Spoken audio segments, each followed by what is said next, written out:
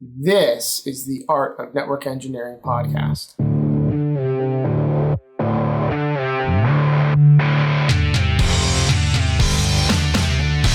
this podcast, we'll explore tools, technologies, and talented people.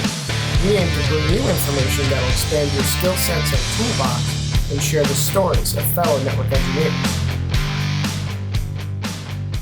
Welcome to the Art of Network Engineering. I am AJ Murray. He is Tim Bertino, and he's sitting with me in my office. Unbelievable. He's so happy. So Tim landed yesterday in Burlington. I met him at the airport. I will tell you, we embraced. There was a big old hug.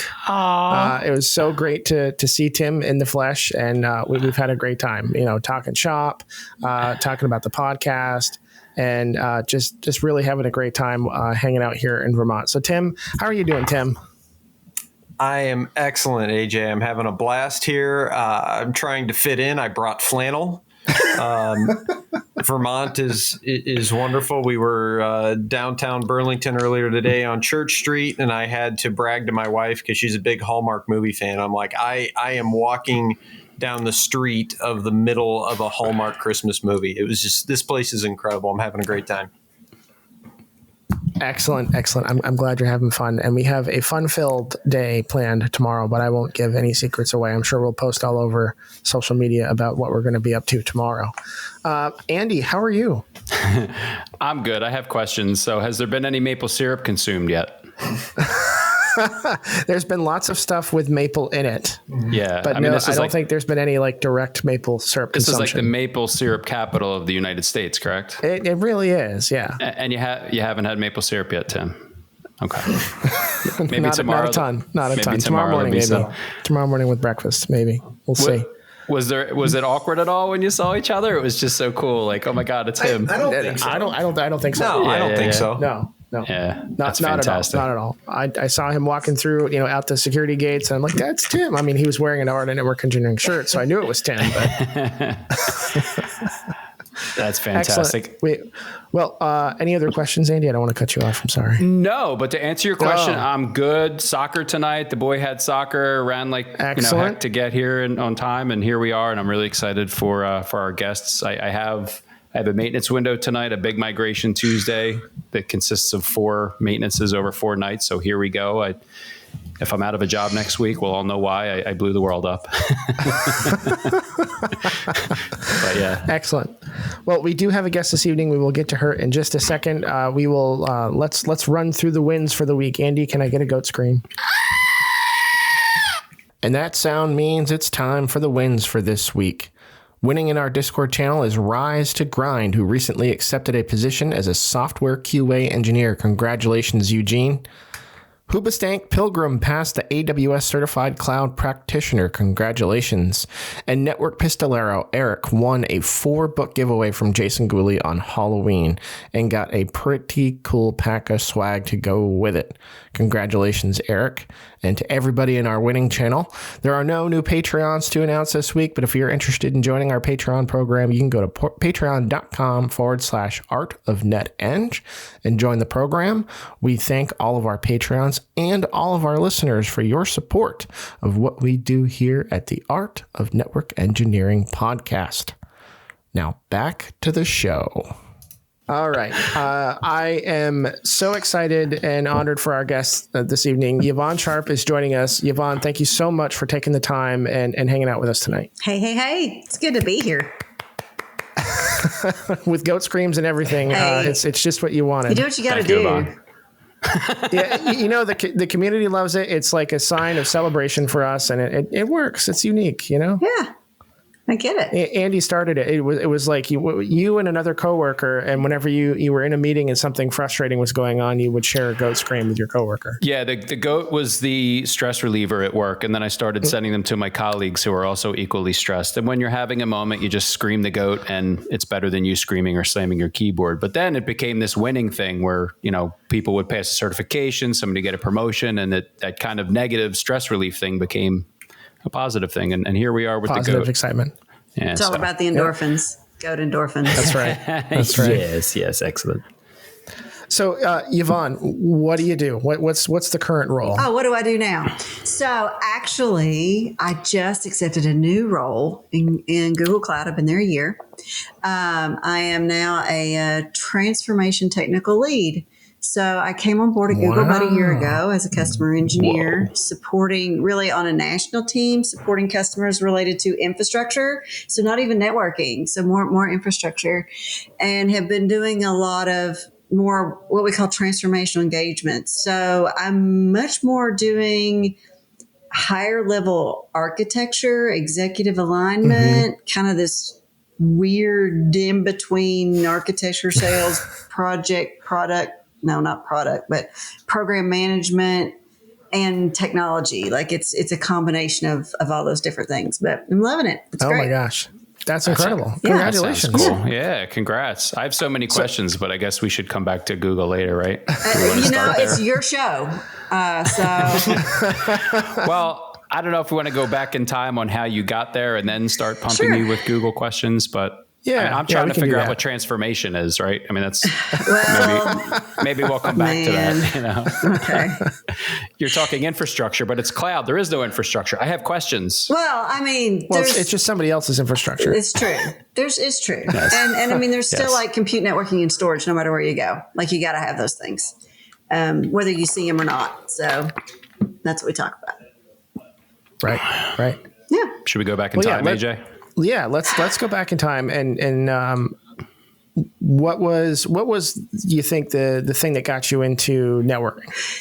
So when I was a kid, like a little bitty kid, I was like a science math person. Like even through my elementary school, like my favorite teachers were my math teachers, and then I had a chemistry teacher who was my best friend in the 8th grade because some drama with a buddy of mine, and then so. Yeah, we won't go there. So I started college as a chemistry major. And after my first year, I was like, I love the science of chemistry, but I don't want to do the latex gloves and working in a lab my entire career. So I switched over to computer science. And while I was in college, I got a job working for a mom and pop ISP in my little tiny hometown. And this was, so the owners, they built it wasn't exactly a shed, but they built a big building in their backyard. They ran a single T1 line to that big building. And then they had a bank of 30 US Robotics Sportster modems that they resold dial-up service through. So this would have been the mid 90s. That was one of my first jobs. I had worked like phone support in college as a student worker. But yeah, one of my first jobs was at a mom and pop ISP. So didn't know anything. Wait, did you get that through school? Was that like an internship? No. I did, my mother-in-law ordered service from this company, and I kind of went down there and hung out and was like, I really want a job. Wow. And so they hired me to do dial-up support. I was 19, newly married, I was a baby. You had no technical skills yet at the moment, right? Like this was your first job in tech, no degree, no experience. Yeah, right? No, I didn't have a degree. Okay. I was in college, and I did do some like supported that work study job at college. But yeah. But that's impressive, like your first job in tech, right? Like, hey. At an ISP, nonetheless. With a single T1 and a bank of 30 modems. It was a lot of, telling people how to set up their dial-up networking on the phone. But you got paid to work in tech with no certs, no degree. Yeah.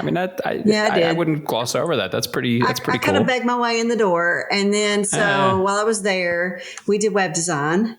And so I started doing some of that to learn some Photoshop, did some web design. And then from there, got a job with one of our customers and started there to do web design. But then they were also like a VAR. Like a very small VAR and integrator. Like we would do work for companies that were too small to have IT staff. So like 50 employees, this is before there was no cloud computing. I mean, I used a BlackBerry.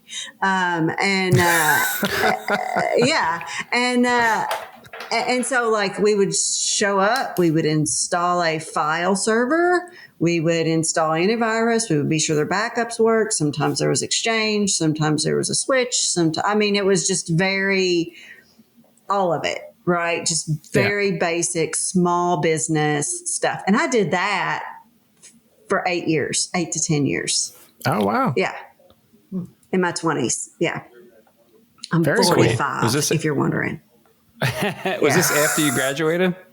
Well, interesting tidbit. I did not graduate. I did not. Good for you. I was, I don't know. Like, I was just like, God, I'm not learning anything in school. Like, I really want to do what I'm doing at work. And I mean, it's worked out for me. I wouldn't recommend my kids do that, for example. I mean, that turned out okay. Right. And I mean, I had a baby and, I was working for that bar when I had my first one. Okay. Yeah. Very cool. So I did that. So what came after the ISP? Yeah. So my husband and I moved with his work. We moved to Louisville in Kentucky, and I got a job eventually at a large healthcare enterprise. And that was really the beginning for me. Like, right up Tim's alley. Yeah. And it was a networking job. So my job, when I got hired, I was hired as a contract employee to config and ship Cisco ASAs with AnyConnect VPN. And so literally my job for a long time was copying and pasting configs onto ASAs, boxing them, taping them up, taking them down to the shipping dock and shipping them out. And I spent 8 years there and started doing that. A couple of years in, got hired on full time. By the time I left, I was team lead, and it was really that period in my career where I went to my first Cisco Live, met all the really cool online networking community people. It's like, oh, like there's this whole cool world out there. And just grew and grew and grew, like grew so much in that job. Yeah. How was your first Cisco Live? I've never been to one. Was it amazing? It was. So this is going to sound, it was life-changing. Like really. I met Amy Arnold, so Amy Engineer there. I met Tom Hollingsworth there. Ethan and Greg from Packet Pushers. It was 2013. And so it was kind of the glory days before Twitter became a cesspool.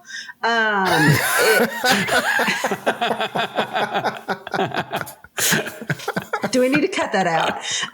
No, not at all. It was still the glory days that the internet could be this new renaissance, right? And that, the world was more connected than ever. And the networking community was really small. And it was just like, oh my gosh, there are all these amazing people out there. I have no idea what I'm doing. There's all this stuff to know that I didn't even know that was out there to know. And it was great. It was really, really great. So spent, like I said, 8 years at that healthcare job, moved to another very large healthcare enterprise. It was not a good experience for me. It was not a culturally healthy place. I don't know if you're familiar with, Westrom's taxonomy is what it's called. Google it. It talks about the different types of organizations. You can have a generative culture, a bureaucratic culture, or you can have a pathologic culture. It was pathological. It was very that power doesn't sound driven. like a good one. It was, it was just, I always kind of operated as a change agent, hey, like this thing, we could do it better. How about we do it this way? How about we do that? I wasn't one of those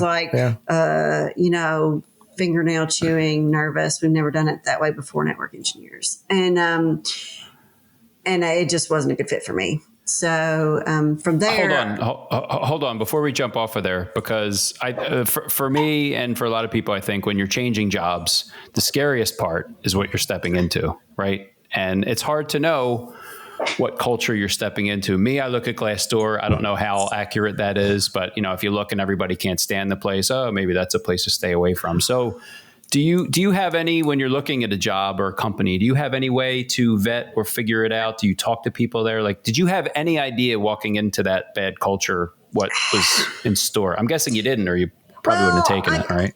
I knew it had been bad. Okay. But I also heard from some relatively trusted friends that they had new leadership, that they were trying to turn over a new leaf, that they really wanted to do some new things.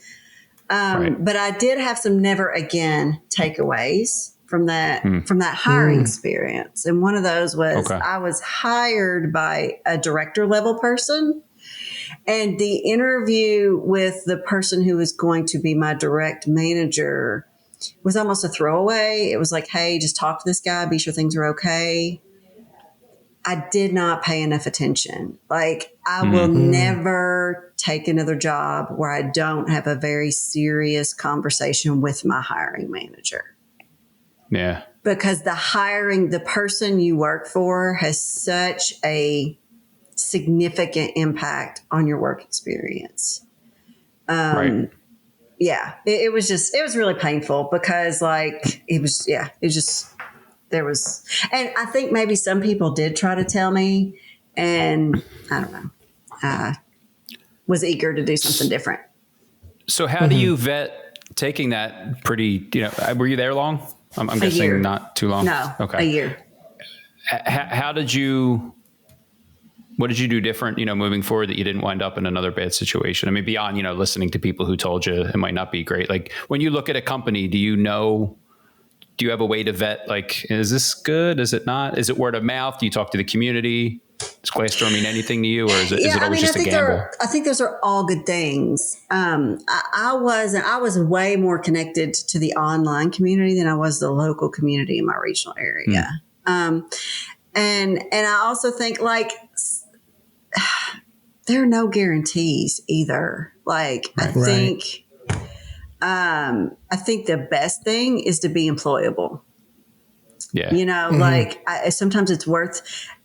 Now, if you are gloriously happy where you are, you love your team, you have a great manager, like, think really long and hard to make that move, especially if it's in a similar company, in a similar geography, for slightly more pay. Because, yeah. But I think, so for me, when I made this move, I was like, holy cow, like, I don't know if I can cut it there, right? But I was like, I feel like I'm pretty employable, and the situation is such that it's worth the risk. Like, at some point, you just got to do that math.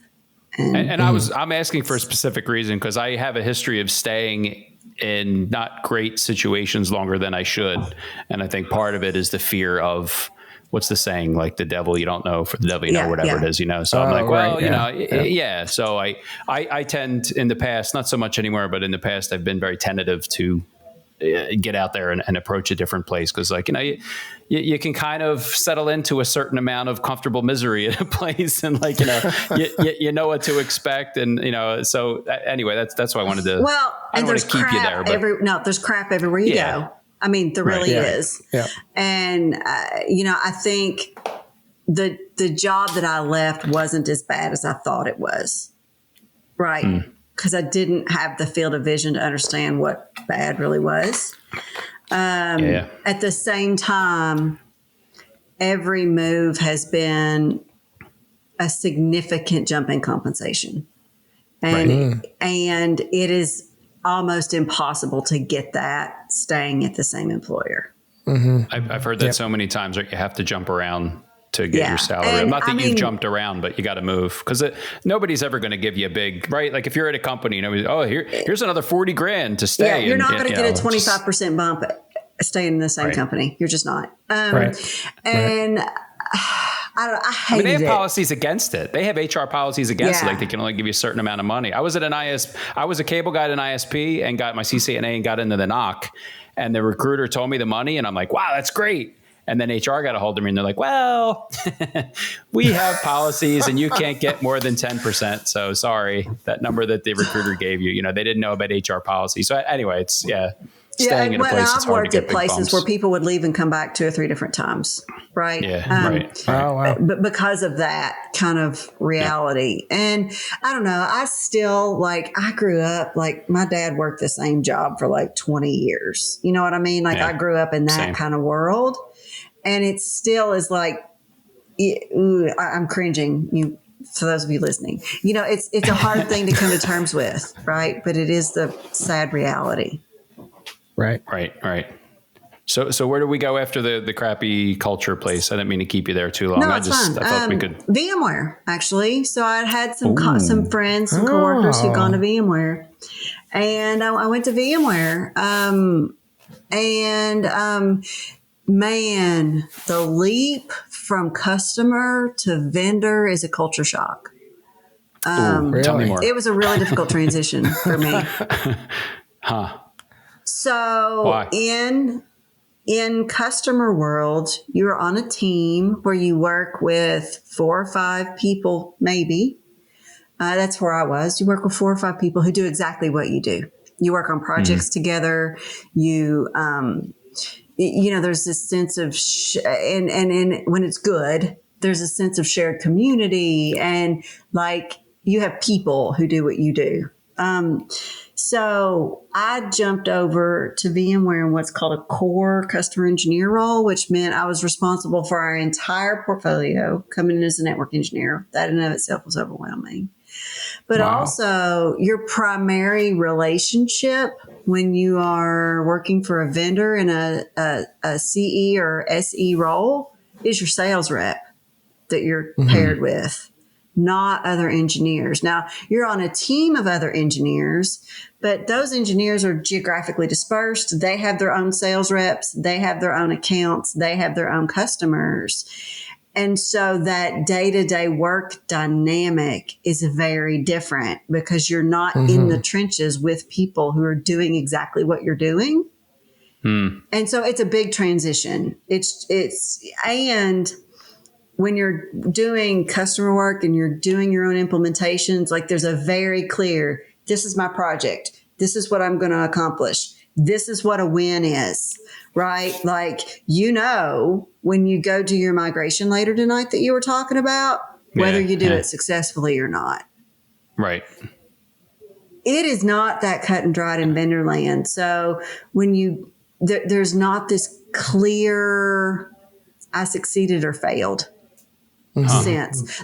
Even if you close a big deal, even if you, you were involved, I was there for the meetings, I talked to the customer, I did this thing. It's not clear what your actual contribution was. Right. So it's just very different.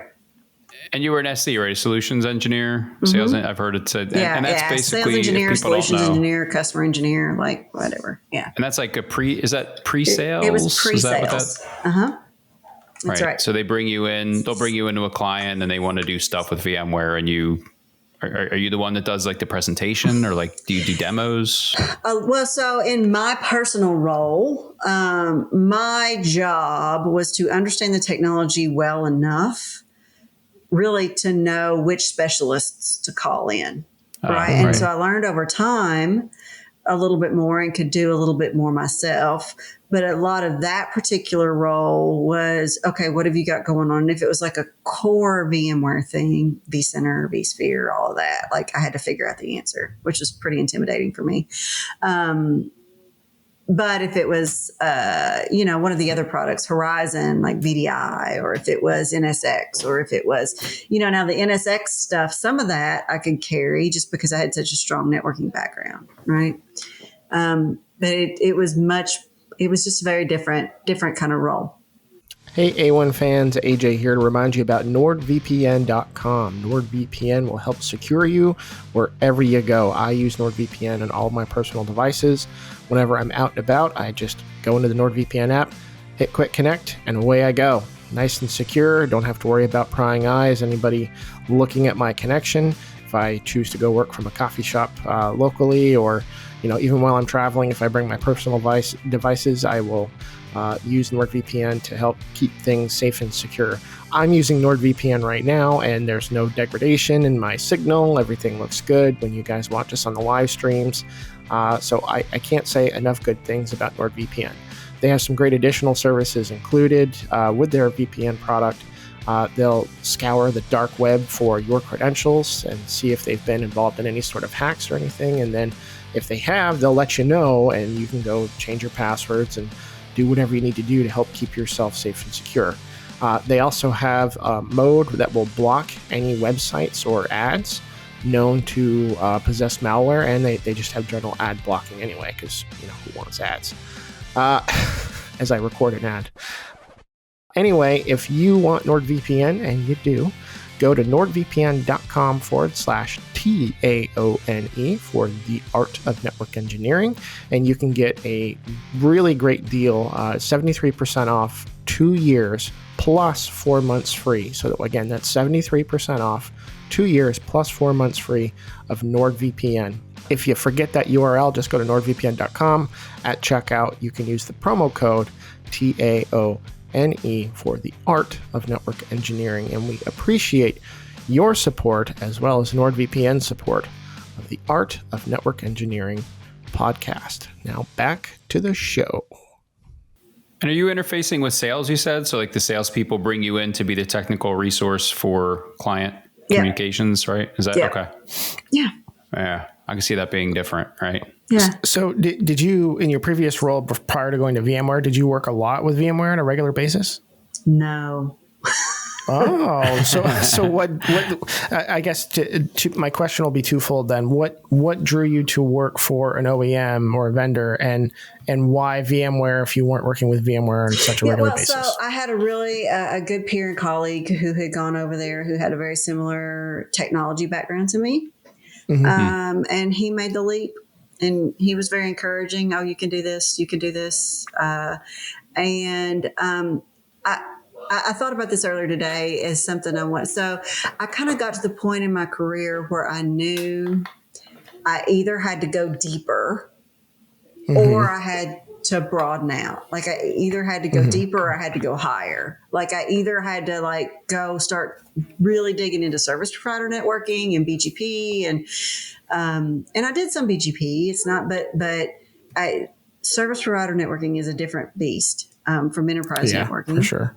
Yeah. And I had to kind of decide, do I want to go deeper or do I want to do something different? And I think for me, I scratched my technical itches. It just wasn't fun for me, as fun for me as some other thoughts. Can you elaborate on that? Because I kind of feel like I'm in a similar place right now in my career. I either need to go deeper in the same area, like I'd have to really jump into service provider technologies because of what's happening in my career, or pivot. And how did you find yourself there? It's just the career progression and you're like, you just get to pivot points, I guess, right? You kind of look around and you're like, because I've thought the same thing, like vendor life, right? Or do I go, deep into, my super service provider cert path and get, Yeah, so that really difficult job that I was talking about, one of the things that I personally realized was that I wasn't going to have the kind of influence I wanted doing what I was doing. Like I needed to do something different because I found myself in a position where I wasn't getting to do a lot of recommending. I wasn't really getting to speak into the architecture or the plans, and I was getting handed stuff to make work. Yes.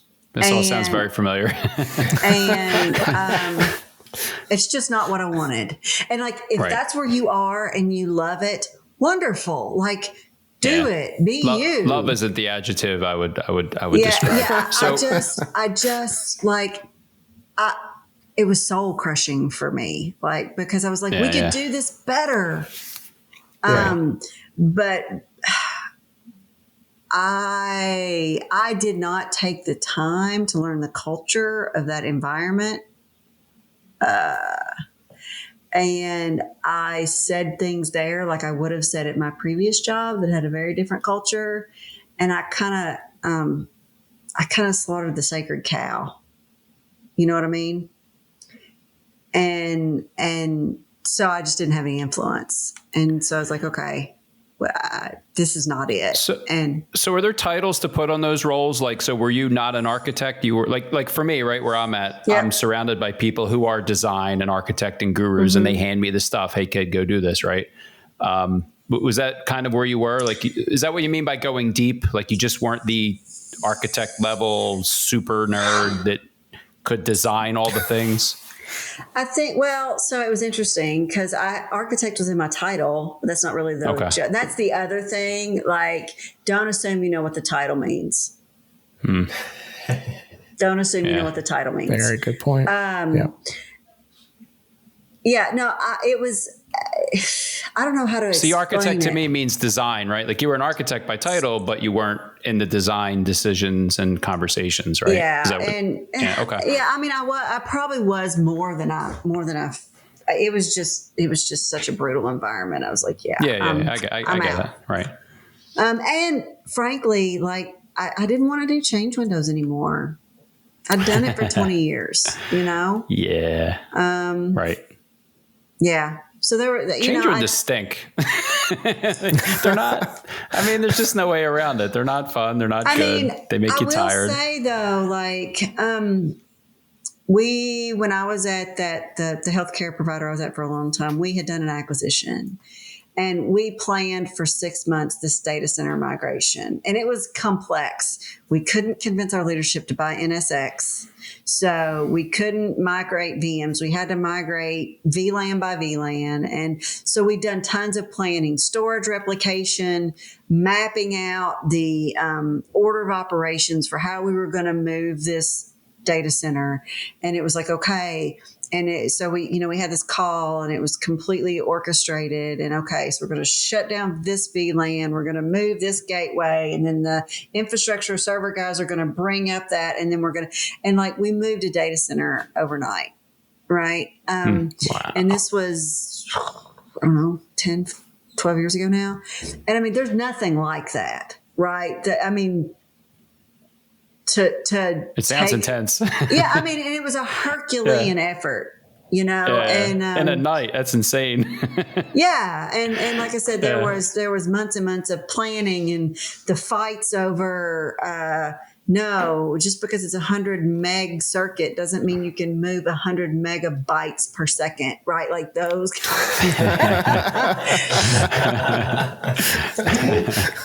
You're familiar, right? Like I can't make it go any faster than the speed of light and TCP windowing. And we have to have multiple streams and threads. And if we do it this way, it's going to take us 5 years to get the data there. I don't care how big the circuit is, you know, like it had been months of those kinds of conversations. And it's a really rewarding experience. Yeah. Like that.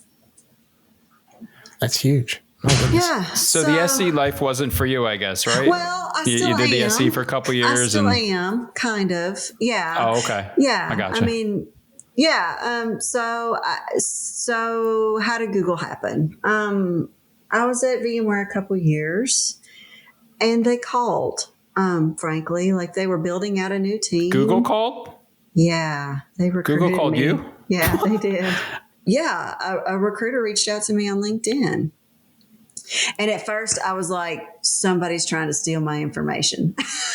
Like I was like looking the guy up. No, seriously. I was like, is somebody like trying to get me to fill out a job application to, you know, like is somebody trying to spam me or steal my stuff? Like that's what I thought. So when you say recruiter, was this a Google employee, like an internal recruiter? Yes. Yeah, Google internal employee recruiter. And there's a difference there. Okay. Yeah. A fellow I worked with at VMware had gone over about 6 months before. And so I called him up and was like, hey, dude, what's it like there? And he's like, oh, it's awesome. It'd be great to have you. And so I approached the interview process as a learning experience. Like, I don't know if I can do this job. I don't know if I want to do this job, but it's an opportunity to interview with Google and see what that's like. And I know that we have a reputation of being like, gotcha questions and all kinds of craziness. But the process for me was very straightforward. My recruiter managed that process, and everything he said, like, he gave me the framework. These are the questions, or not the questions, but this is what we're going to talk about. Here's the role. Here's the different, like, there are 3 different types of interviews you're going to have. This is how, I am so sorry. My robot vacuum just turned on because it's that time. I'm going to go. We're living in the future. That's awesome. Okay. That's amazing. My robot vacuum just started. That's so cool. So we had it in the house, and it ran over some nasty stuff that the kids left in the floor, and it doesn't work as well. It doesn't work good enough to be vacuuming in the house, but it's perfect for the shed, because not a lot of bad stuff happens in here. So sorry about that. I forgot about the robot vacuum. That's okay. That's awesome. I talked forever, by the way, guys. You may just have to tell me to stop. But no. No. This is fantastic. The recruiter was really straightforward. Like, here's what you expect. Here's what there's going to be a role-related knowledge. There's going to be like kind of a culture fit interview, and then there's going to be, I think they call it like a cognitive ability interview. Okay. And so I did them, and it was, their philosophy was, we don't want you to necessarily present on our technology.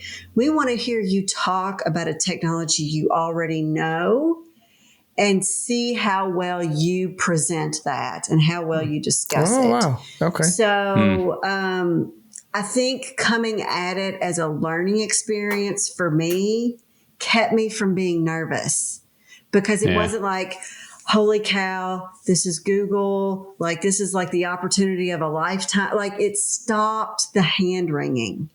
Right. And I see a question. What technology did I discuss? VMware. Like, that's what I was selling every day. That's what I was immersed in. So I couldn't use like the slides that I was using at work, but we had a whiteboard, and so I just talked about how to implement a VMware solution, because that's what I was doing.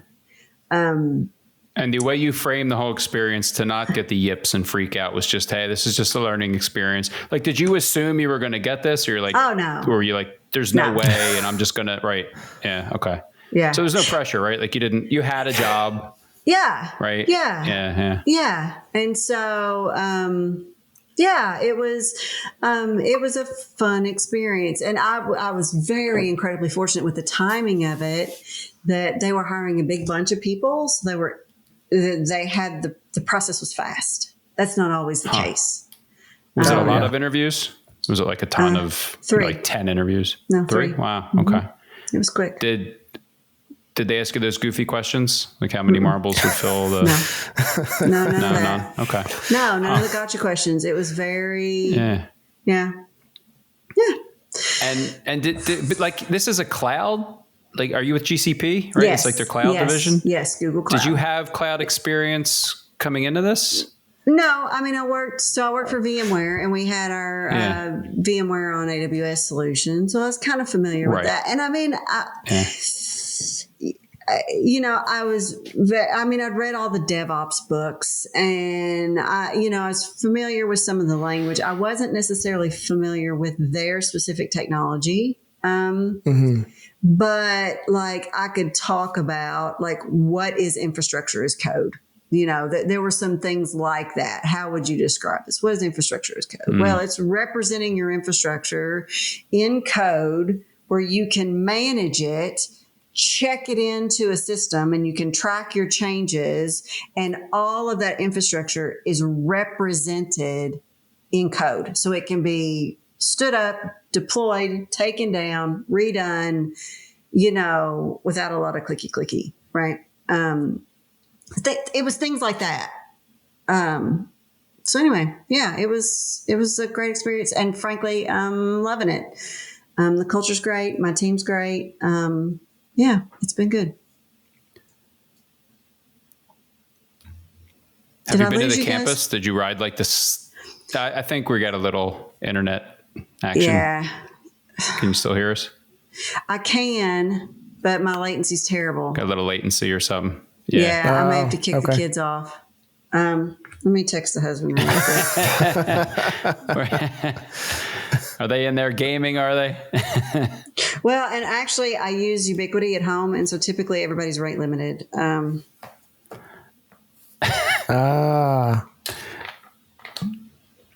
Anyway, okay. So hopefully it's a little better. Sorry about that. You may have to cut that out. It's good. Where was I? No, it's rambling. You're doing great. Yeah, you were just saying the culture's great, and you're real happy there. So I want to quickly go back for a second. You were very skeptical of the recruiter. How did you debunk that this turned out to be an actual recruiter? Yeah, I mean, so I checked out his LinkedIn and his connections, and then I called my friend that I knew that went over there, and I just, I made sure that the links actually went to a real domain, that there was nothing crazy weird going on there. Well, and when he emailed me directly, it was from google.com. Right. And I know enough how to read an SMTP header. Oh, wow. Yeah. So I knew it was him.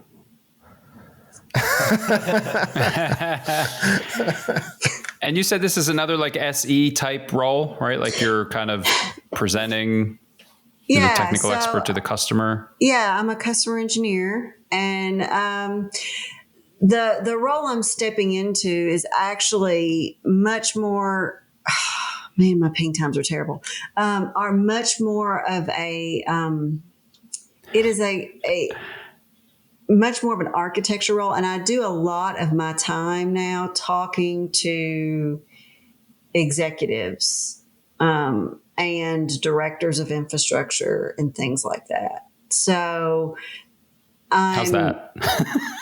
It's good. Actually, it's been good. I mean, I think so. Part of what I would encourage everybody. So the business who has the money makes the decisions because they have business problems to solve. And it's really important to be able to understand those problems and how what you do fits into solving those problems, and to talk about it in the language the business uses, right? I mean, because if you start talking about IOPS and latency and ping times and whatever your metric is of the day, they're going to be move along. That does not mean anything to me. And so I think where I've sort of stretched some of those muscles is how do we talk about technology in a way that resonates between the technology and the business. So those are the things I'm really working on now. Are these executives of companies who want to get into cloud? Is that what this conversation is? We're thinking about getting into cloud. Yeah, I mean, a lot of it is, either we've talked to consultants like McKinsey, or we've seen what Gartner says, and we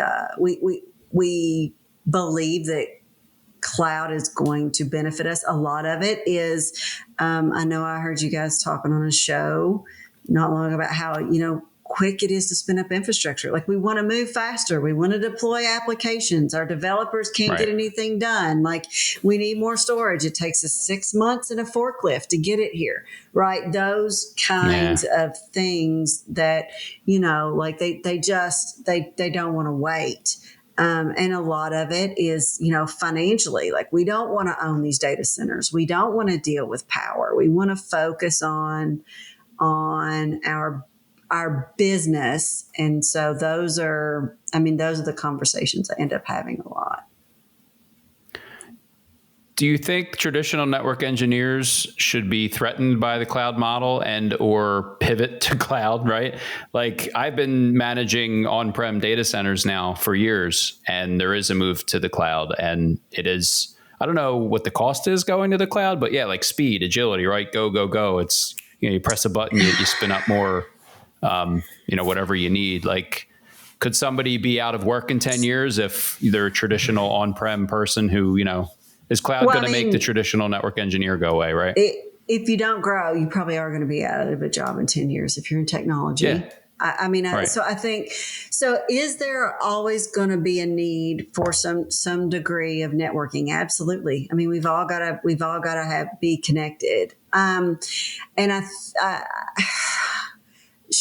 What I would say is if you are in an organization and you hear people talking about cloud, don't run from it. Go try and understand, why are we wanting to move to cloud? How can I enable this? How can I understand it? How can I make myself valuable in those conversations instead of just being like, routers for life. I mean, because here's the thing.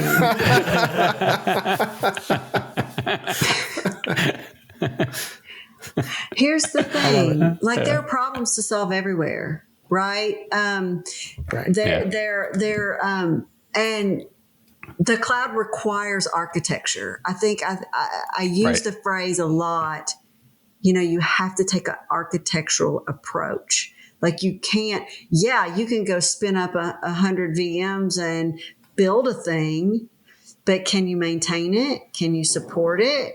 Can you it is awesome, but it really isn't magic. And there's a whole new layer of problems that, you know what I mean? Like when we got cars, we suddenly needed mechanics, right? We didn't need as many blacksmiths.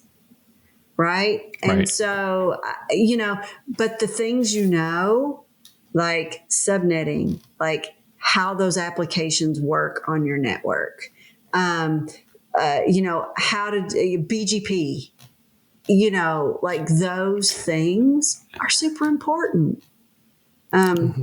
I think we might have found the title to your episode. Don't be the blacksmith. I don't know. Like there are books out there, like Who Moved My Cheese? Like it's probably fallen out of favor now, but I don't know, 15, 20 years ago, it was a pretty popular book. I've heard a lot about that book. Little allegorical book, right? And so I think for me, the thing that has always worked for me, even when I was a network engineer, is get to know your business. Understand what the applications do and why they matter. Why is this application more important than that one? Where's the money come from, right? And if you can solve problems related to that, you're going to be fine. But I think don't wrap your identity up in, I know this particular technology really, really well, because they know it really, really well. Just know like you're delivering a service and the tools you use to deliver that service are going to change over time. And they always do. Right. And so I think that would be my advice. I wouldn't be like, every network engineer needs to put their CCIE in a drawer and go all in on Google Cloud or AWS or Azure. No, but I think the mistake I see on-prem people make a lot is that they don't realize that there are these really high-level business conversations going on about how a particular solution can solve their problem. And it's often around applications, data and analytics, areas that we don't play as network engineers. And that has so much business value. They don't care about the rest. The business doesn't care about the rest of it. And so if you don't lean into that and you don't know what's going on, decisions are going to get made and you're not even going to be part of the conversation because you're going to be too busy going, yeah, but on-prem's better. Right. And that's the key, I guess, is getting into those conversations, right?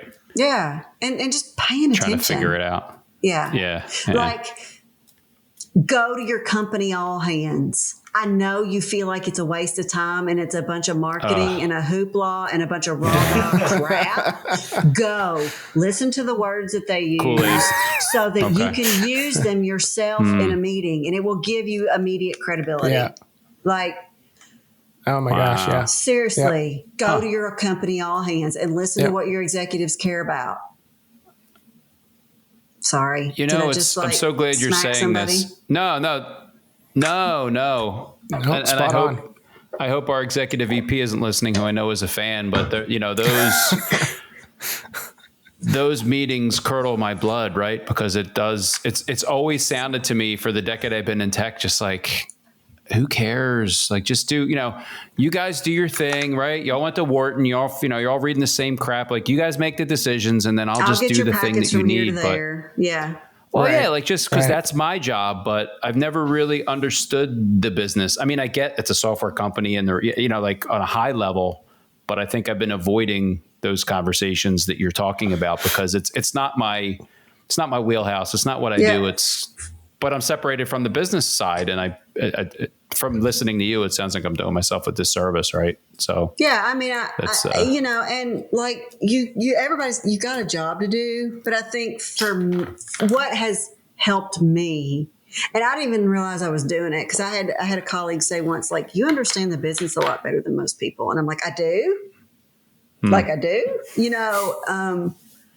but yeah, I mean, you can. So how do we do that? All hands, right? Anytime an executive's talking or a meeting, just join, listen if you have the opportunity. Yeah. And ask questions. Like, so here's a good example, big learning curve for me. So I really wanted, at the time it was Meraki.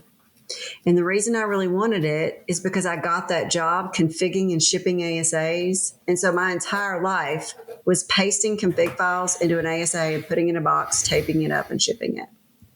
Well, Meraki had zero touch provisioning. You could plug a 4G dongle into it and bring it up online for a site that was, that didn't have connectivity yet. Because we would have, like, the business would go open a site and they'd want it open in a month, and we couldn't get DSL provision in 6 weeks. And so I really wanted it because, like, it gave me a whole new job. I wasn't configuring and shipping ASAs anymore. I could do higher value work. But at the time, Meraki hadn't yet been acquired by Cisco. They were a startup, and I was sitting in the office. It was one of my first exposures to he wasn't the CTO yet. He later became the CTO. And he said, here's the thing.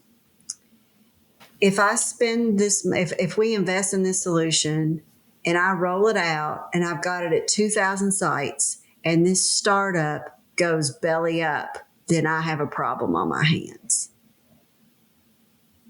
And all of a sudden, it was about the business and not the technology. It wasn't, he's like, look, if somebody else comes and buys them, and there's some, and I know they're going to be around, that's one thing, but not yet, right? Because I'm not going to bet my business on this startup, because I don't know that they're going to be there a year from now. Right.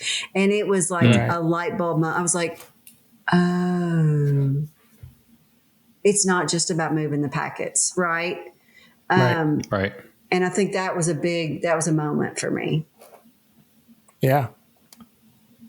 Yeah. Well, as soon as you can make those connections between you were talking about it earlier, when you can convince the business and talk in their language, you talk about latency, packet drops and all that stuff. But as soon as you say, well, it's about the customer's experience, then you have their attention. Right.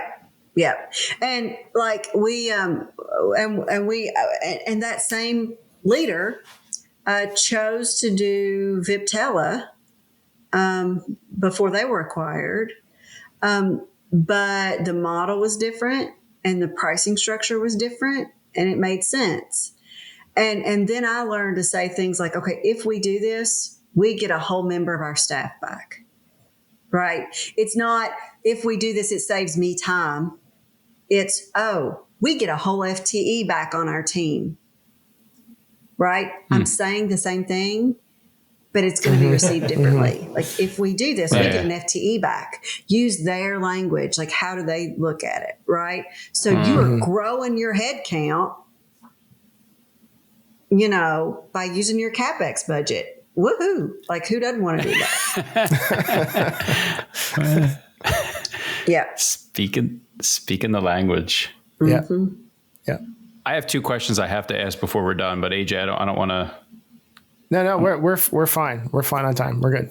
Okay. Keep rolling. So, and we can cut this out if you don't want to talk about it, but I was introduced to you, I think, formally listening to you on the Network Collective podcast. Yeah. And I really enjoyed your take and I really liked you on that show. Sure. I think, I don't remember if I was kind of just starting out or maybe I just got the job I'm at now, but I remember, everybody listens to Pack of Pushers, right? To the 800-pound gorilla. And that's, they're the big one everybody listens to. But then I came across Network Collective and, it was you and Russ. And I such enjoyed your voice on that show and I miss it. And, I don't know what happened and you're not on it anymore. And you don't, again, we could cut this out. We don't have to talk about it, but just from a personal level, because I'm getting to talk to you, I really got a lot out of you on Network Collective. And I really liked your voice there. I always liked your contributions there. Well, thank you for your contributions there. It was nice. Because I often feel like I just ramble on and maybe it's useful. Mm-mm. So,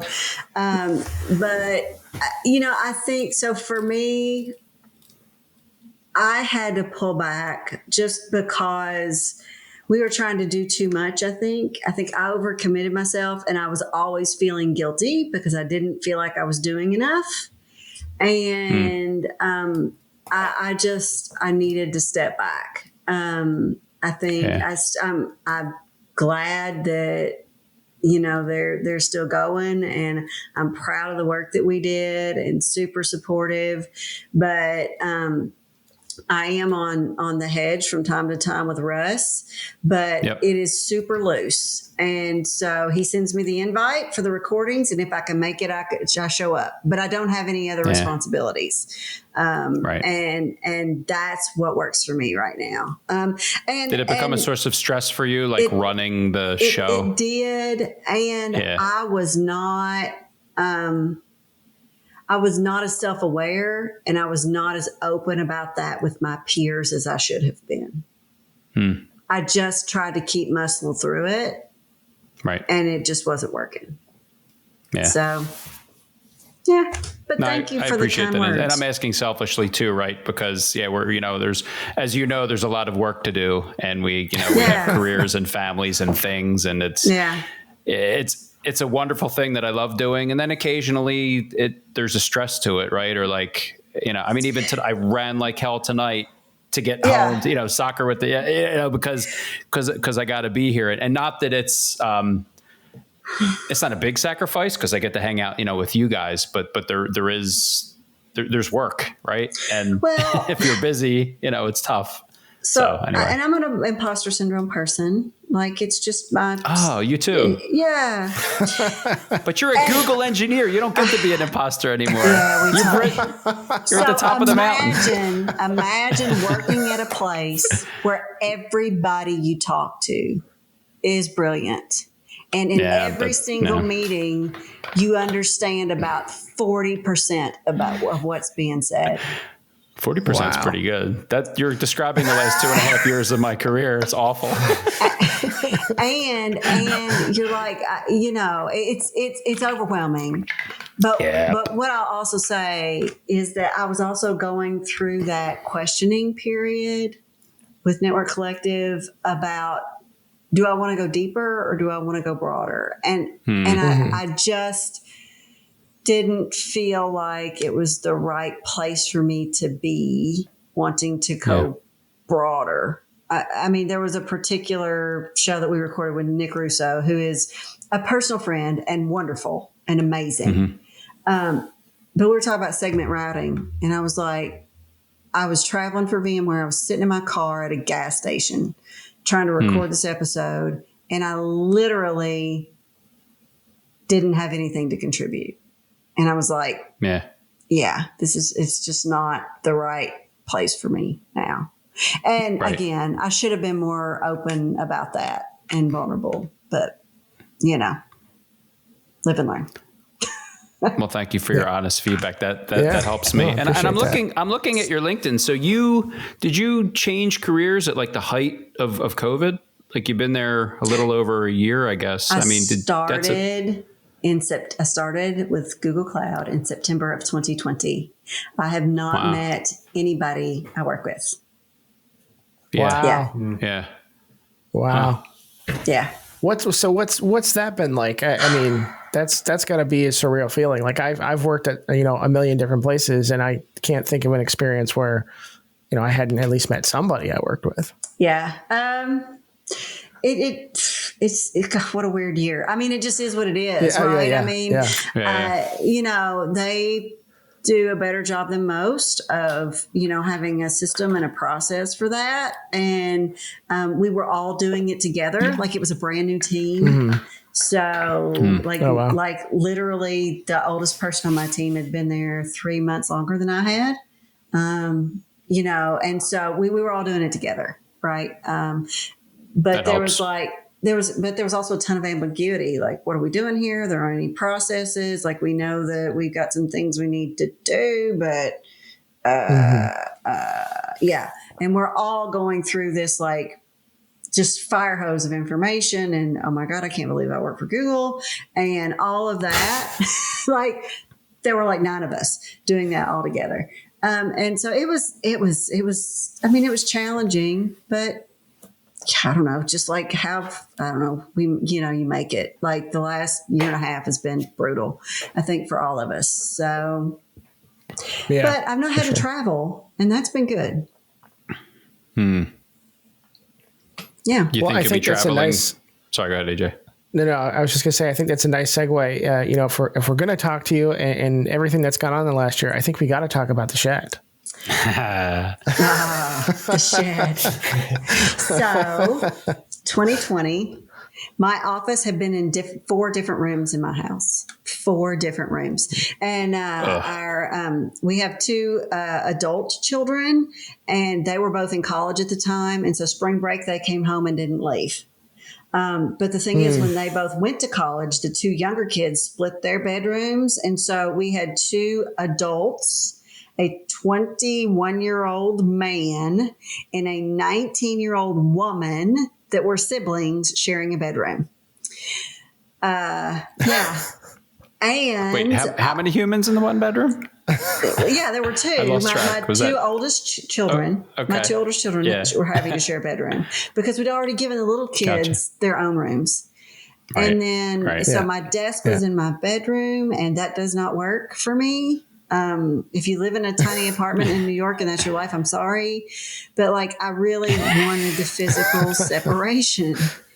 And we actually had COVID when the idea for the she shed came about. So my husband got it in September. Oh, actually 2 weeks after I started at Google. And then 3 weeks after I started Google. Oh my gosh. Which was fun. As if that wasn't stressful enough. Yeah. Wow. Yeah. They were wonderful. Wonderful. Like no, it was no trouble at all.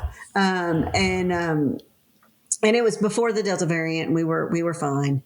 We were sick for several days and then fine. But I was like, okay, we are either going to have to buy a house or put a shed in the backyard. And so we talked about that. And then November of that year, we went to the Amish place and ordered the shed. And February 1st of this year, it showed up. And then we worked on it. And my husband did most of the work. And then, so now here I am. It's wonderful. I'm sitting in my backyard in the shed. Did you have to convince your husband, like, listen, buddy, we're going to build a little mini house out back of this house, and it's all mine, and you can't come in? No. He was... no, I think he liked the idea. And he's never done a lot of woodwork, but he really enjoyed working on it.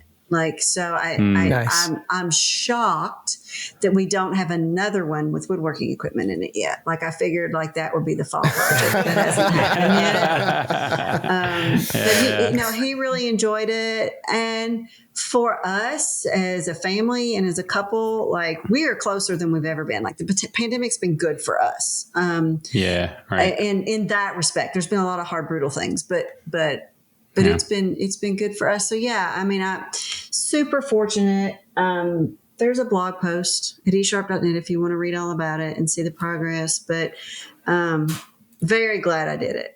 Very, very glad. Yeah, that's a great blog post. I've read through it. I've gotten some ideas. I don't know that we live at the right house with the right yard to do something like that, but definitely in the future, if I'm going to keep working from home like I have been. Yeah. I think Andy's got a battery change to work on. Let's get her battery back. Gotcha.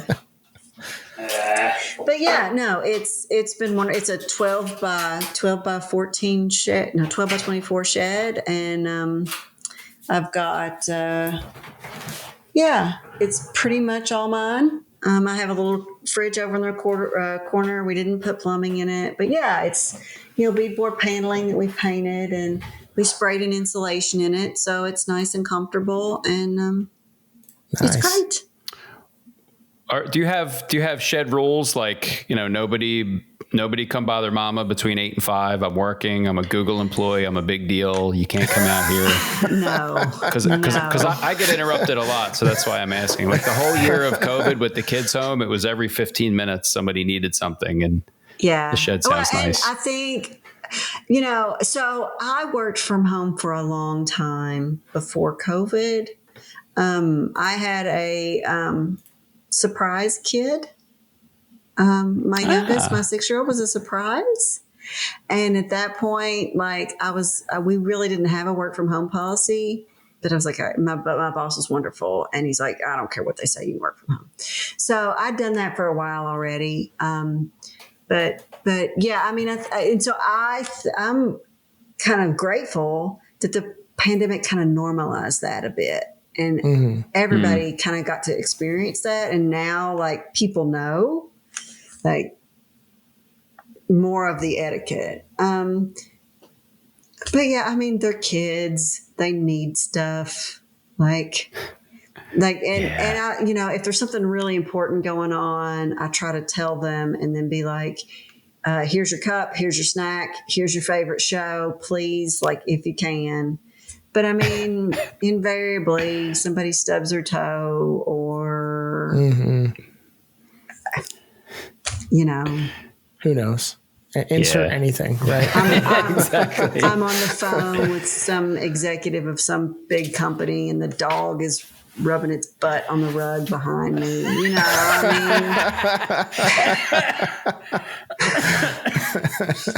It's life. Oh my God, that's amazing.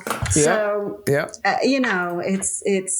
and people are people. It's, so yeah. Is this your last job you're ever going to have? Are you going to retire from Google? I don't know. I mean, I don't know. I mean, at this point in my career, I think that's possible. I mean, I had somebody ask me the other day, where do you go from there? I'm like, I don't know, maybe a startup. I mean, I know some startup folks, but I think the lifestyle is not what I want right now. I mean, I still have small kids at home. Yeah, I mean, right now things are great. And so I'm not going to be like, what am I going to do if it starts sucking? I'm just going to enjoy that it's great as long as it's great. And then, we'll see when and if we get there. But yeah, no, right now I'm happy. So this might seem like a ridiculous question. We have a lot of up and comers, people that heard about the CCNA. People hit us up hey, I want to be in IT, right? What should I do? So, you've got more experience, than a lot of us, and you've had a pretty stellar career as far as I'm concerned. I get it. What happened? I missed it. Was that it? No. Did she just call me old? No, I said, no, you said I'm old. That's what happened. Go ahead. Oh, no. I think I'm older than you. So, what would you tell somebody, right? It's probably an unfair question just to blast you, but somebody's starting out, so the typical advice, get your CCNA, try to get a job, whatever, is that changing in today? Now you have to know automation, right? You should probably know cloud. Is there simple advice you can give to somebody who wants to break in? Hey, how do I become a network person? Gosh, As far as so it's interesting because my oldest graduated college with a CS degree, and he is he finally got a job doing some development, and it was really hard for him to get that job, even with a CS degree. But I'm not sure that's what he wants to do. He's thinking about security. I mean, I think a lot of it is, what do you want to do? What do you enjoy? I think if you're looking for like high growth, application development, Kubernetes, cloud technologies, I think those are great things. I think those are the areas where things are really growing. There's always going to be a need for networking, but I do think it's going to change over the next 10 years. I don't know what that's going to look like. How that's going to evolve. I think anytime I think the good thing about the CCNA is you're going to learn some fundamental technologies that you need to know. Like for me personally, I never want to have to deal with spanning tree ever again. And yes. I don't think I will, right? I don't understand. And that's okay, but it's okay if you do, right? I think the biggest thing is to do something and then to shift around as you get in and see what's going on. Because one of the things I've told my kid, he's like, I'm not sure I want to do software development. I'm like, before that, he got a job during the pandemic doing like tech support, like installing PCs and migrating people's profiles and all of that. And he had a CS degree, but it was the middle of the pandemic and he needed a job. And what I've told him is that experience will serve you well. Like understanding what a user's headache is like will serve you well no matter what you do. Having done application development, if you decide to ultimately go into security, will serve you well. So I think anything that you learn that is foundational will serve you well. Like you can use it and it can be an advantage. Like I'm really grateful for that however many years it was I spent in those mom and pop situations, because I saw a little bit of everything and I learned what DNS was. And once you know what DNS is and how it works, you're not too far from understanding what a distributed system is and how it works. Mm-hmm. Right. Learn those fundamentals, those principles, and they're going to apply. Right now, I'm working to get my Google Cloud Data Engineer cert because I see that there's going to be a need for that in what I'm doing. Right? It's not anything have I written SQL statements before? Yep. Have I dealt with like MySQL databases and SQL databases? Yes, but never in an enterprise capacity. But I do understand distributed systems, and I need that tool in my tool bag now. So I'm going to be getting certified on that, and that's a start, right? What was the name of that certification? Like Google has their own cloud cert track, right? Yeah. So I have the Google Cloud Certified Network Engineer, and I have the Google Cloud Architect. I got those in my first 6 months at Google, but there's a Google Cloud Certified Data Engineer, I believe is what it is. And so for me personally, a lot of my customers that I'm talking with are very interested in our data offerings, MI, AI, and all of those things. And so it's something I need to know, right? Just pay attention. What do you need to know to do your job better, and go learn it? Yep. How do they compare to, I don't know if you're even allowed to answer this. How does the Google cert track compare to the Cisco cert track, like professional level Google Data Engineer? The Google Cloud Architect cert is one test, if that tells you anything. Mm-hmm. It's a 2-hour test. There's only so much you can do in a 2-hour test, right? So it's not like your CCIE, Gotcha. I think it's a fair test. It's there's some good content there. But it is what it is. It's a test, but it is a very valuable certification. And I will say that it's structured so that it's layered, so that they ask high enough level questions that you have to understand some of the layers to be able to do well on it. But yeah, it's good. Nice. What did we miss, AJ? Anything? I don't know. I think we covered quite a bit here. I think I've talked a lot, Eyvonne, guys. is there that's the idea. Yeah, I'm hanging on every word you're saying. I love it. You've got such gold. I love the connections to the business. That resonates with me a lot because the work that I do with a partner, listening to the customer, because I got to sell them on some changes. So why are these changes important? Tied to the business. It's an easier sell. Well, and a lot of times, and then I was an IT manager for a while, and yeah. Yeah, no, I'm sorry. A lot of times, like the people that you're selling to, that you're working for, like you're, they may not know how to do that, right? And so you start asking them questions. You are in a way coaching them to go and understand the business better, right? And so then you can bring extra value to the people, to your customers, by helping them understand their business better too. Like, so it's layered. Exactly. Yep. Love it. Any parting thoughts, Eyvonne? Anything we missed that we should have asked you?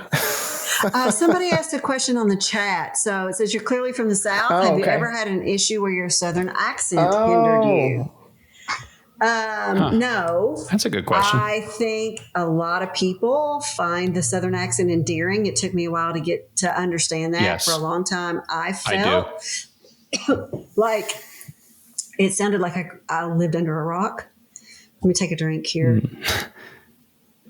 But if I had a nickel for every time somebody asked me that they would ask the engineer when they got on the phone, that's a different conversation, right?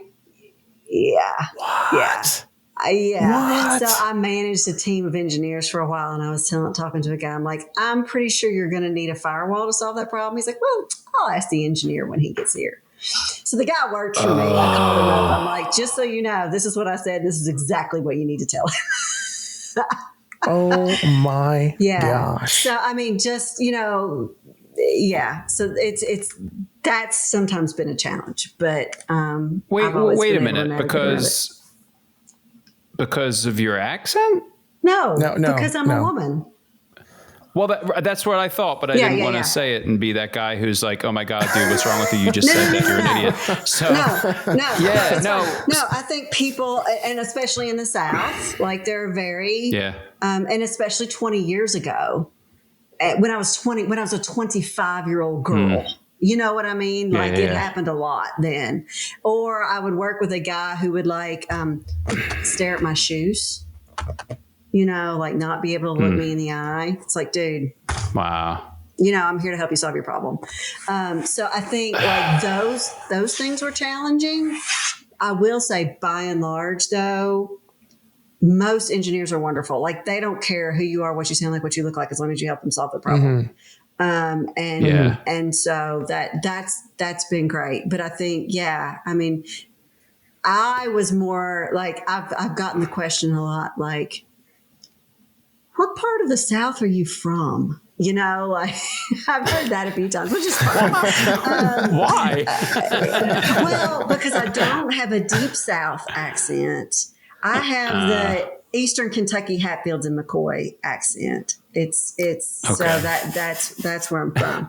So much more Appalachian Mountain, Kentucky, Tennessee is there's some accent like this in deep Texas, but but it's all right. It's been good. I'm glad you brought up the gender thing. I know we're toward the end and we won't go down that whole rabbit hole for too long, but we've had our past couple of guests that we had Track and Pacer on who, wanted to make it a point to bring it up. Her name's Lexi. She's a woman network engineer, and, she was bringing up some experiences she's had, similar to what you're saying. Right. And, I've heard it from a lot of different, women in the field, and it burns me up, right? I mean, and it's just who I am, right? I was raised by a single working mother. I have a sister. I have a little, daughter. Like, I hope that somehow, some way, that isn't a thing someday. And I have no idea how me sitting here can, I guess just by bringing it up and having the conversation. But I wish there was something that Yeah, well, I've talked about this a lot. You know? So I've talked about this a lot, like with Ethan of Packet Pushers, and we talked about it on Network Collective, and kind of in Network Collective, like our approach was like, let's just normalize it, right? Like, let's just show that women can be engineers, that they can be technical, that, you know, like, we're not going to go wave a flag about it and be overt.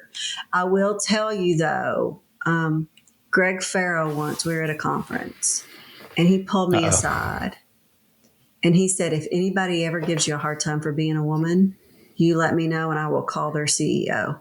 Like it was, you know, it was, and I didn't know I needed to hear that until I heard it. Right. It was like very validating for him to be like, and the Packet Pushers guys I give, and also the Tech Field Day crew, they were always like so intentional about, we need your voice. Like, we need to hear what you have to say. It's important. Absolutely. And it was wonderful, right? I deeply appreciate their early, like, because when I started, I had like, you know, my first Cisco Live, I had like 50 Twitter followers, and, you know, like, and just to be embraced by the community, and it was really good. And there are other technical communities out there that aren't like that. Right. You know. Yeah. And so I feel like networking is a good place to be for that. And I think I'm pleasantly surprised how nice people are in networking in general. Like I've received so much help from complete strangers. Just I've been working a long time in my life, and I've never worked in, you know, industries or places where people just seem so selfless to want to help. I mean, right, there's jerks and everything, but networking seems like a really nice place to be. That's been my experience. And honestly, most of the gender problems that I've had, I had a senior director once who, like, I'd be on a call and I would talk and he would act like I wasn't even talking, like he would talk. I mean, it was so egregious that people would reach out to me and be like, oh, I'm so sorry. But by and large, like the technical folks, like once you demonstrate you have some sense, like I've never had a problem. Yeah. Right.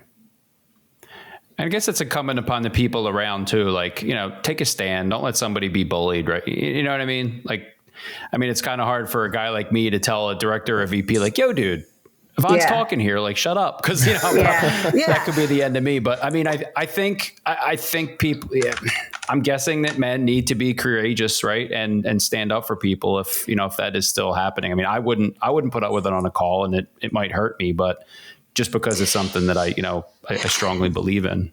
Yeah, well, and I think there are things you can do to make space. For example, if you see somebody, and it doesn't matter who they are really, like whether they're, you know, it doesn't matter if they're part of a traditional disadvantaged group or not. But if you see somebody trying to say something and they keep like, you know, Joe, did you have something to say? Or, you know, like, were you trying to say something? Like, just make an opportunity. And that helps with junior people too, because a lot of times your junior folks, if they're going to be scared to, you know, have any questions, and a lot of times they'll notice things that those of us who've been around the block a few times just don't even see, because we've, you know, been there forever. So, yeah. Right. Got the blinders on. Makes a lot of sense. Yeah. Well, thank you for bringing that up. I'm glad we got people listening. We got an audience. I want to make sure that if we can make a difference in a small way somehow, at the very least having the conversation. But yeah, I mean, absolutely. I think just like, and we all make assumptions, right? I think just when we catch ourselves doing it, to like try and, you know, reprogram that a little bit individually. And I think the more exposure there is, the better it gets. And the world is way more aware of that now. And I think it is getting better. I mean, my first Cisco Live, there were 10,000 people there and maybe like 300 women. And yeah, like now it's, you know, I don't know the numbers, but I would imagine like the last time I went, which would have been 2018, there were a couple thousand, you know, so it's getting better. Yeah, that's great.